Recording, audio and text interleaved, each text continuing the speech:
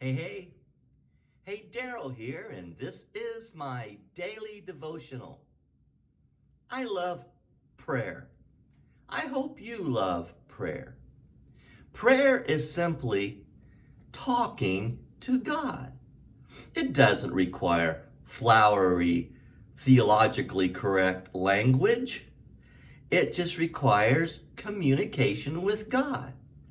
When I pray with myself before God, I just talk to God.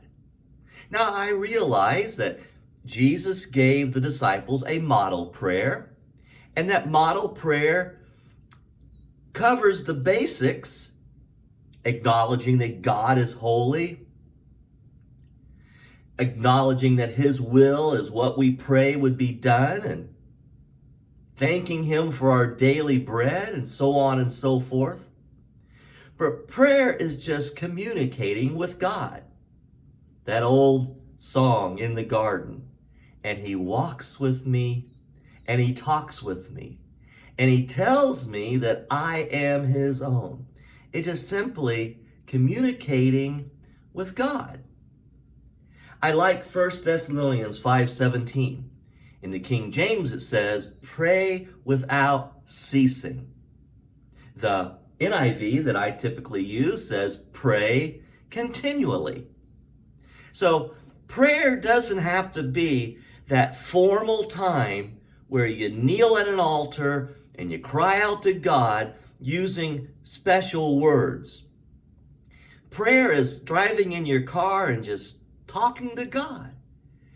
It's having a conversation with somebody, and you're praying as you speak for the right words to share, that you would compliment God in your earthly conversation.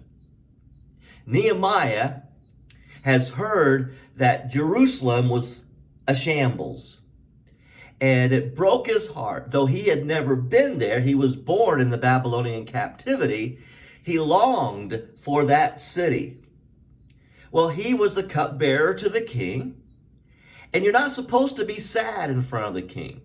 You're supposed to be pleasant and happy so you don't ruin the demeanor of the king.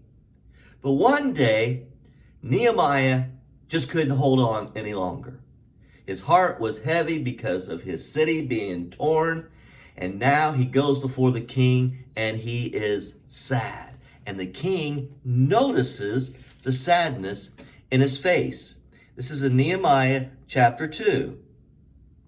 It says, in the month of Nisan, in the 20th year of King Artaxerxes, when wine was brought for him, I took the wine and gave it to the king. I had not been sad in his presence before. So the king asked me, why does your face look so sad when you are not ill?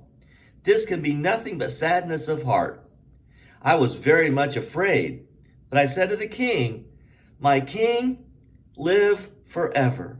Why should my face not look sad when the city where my fathers are buried lies in ruins, and its gates have been destroyed by fire? And the king said to me, what is it you want? Now, Nehemiah is going to tell King Artaxerxes of the Persia what he wants. But as he is sharing what he wants in his spirit, he is also praying to God that he would choose his words wisely and that the king would be favorable to his request. Because in verse 4 it says, I prayed to the God of heaven and I answered the king. If it pleases the king, and if your servant has found favor in his sight, let him send me to the city in Judah where my fathers are buried so that I can rebuild it. There you have it.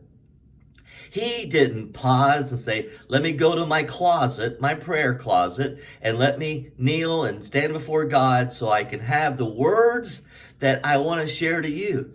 as a part of the conversation with the king, in his own back of the mind spirit, he is praying to God, oh Lord, give me the right words to share. Oh Lord, may the king find me favorable, that he would allow me to go back to help rebuild the city of Jerusalem.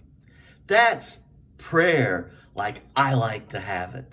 Man, I just rarely hang up the phone with God. I usually keep that line open, just as demonstrated here by Nehemiah. God bless you. Good day.